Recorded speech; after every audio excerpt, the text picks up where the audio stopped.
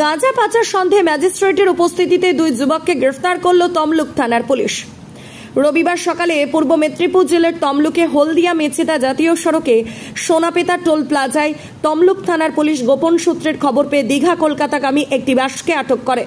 বসে থাকা দুই যুবকের দুটি ব্যাগ সমেত আটক করে। এরপর তমলুক মহকুমা পুলিশ আধিকারিক খবর দেয় পূর্ব মেদিনীপুর ম্যাজিস্ট্রেটকে। ঘটনাস্থলে উপস্থিত হয় পূর্ব মেদিনীপুর জেলার ম্যাজিস্ট্রেট অঞ্জন চৌধুরী। তার উপস্থিতিতে ব্যাগ খোলা হলে দুটি ব্যাগে মোট 10টি প্যাকেটে 10 কেজি গাঁজা উদ্ধার করে পুলিশ। পুলিশ সূত্রে খবর, ওই দুই ব্যক্তির নাম জগন্নাথ বিশ্বাস ও মৃণাল বিশ্বাস, বাড়ি কলকাতার বেলঘরিয়া থানার কামারগাছিয়া এলাকায়। সোমবার ওই দুই যুবককে তোলা হবে তমলুক জেলা আদালতে। Bureau report, RK news.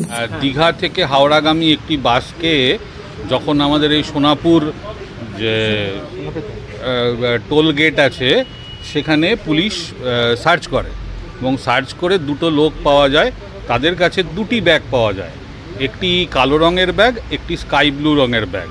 প্রত্যেকটা ব্যাগ যখন পুলিশের সন্দেহ হয় পুলিশ নামায় এবং পুলিশ SDOকে খবর দেয়।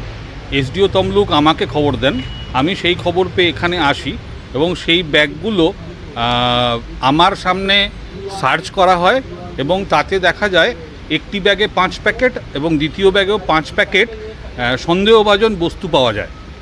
সেই সন্দেহভাজন বস্তুগুলো আমার সামনে আজকে সিজ করা হয়।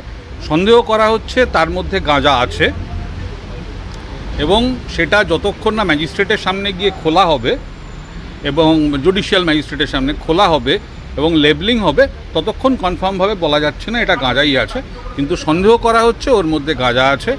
দুজনকে অ্যারেস্ট করা হয়েছে আর সমস্ত জিনিস যে বাসটিতে পাওয়া গেছে সেই বাসটি শুদ্ধ পুলিশ সিজ করছে এবং সিজটা আমার সামনেই হচ্ছে।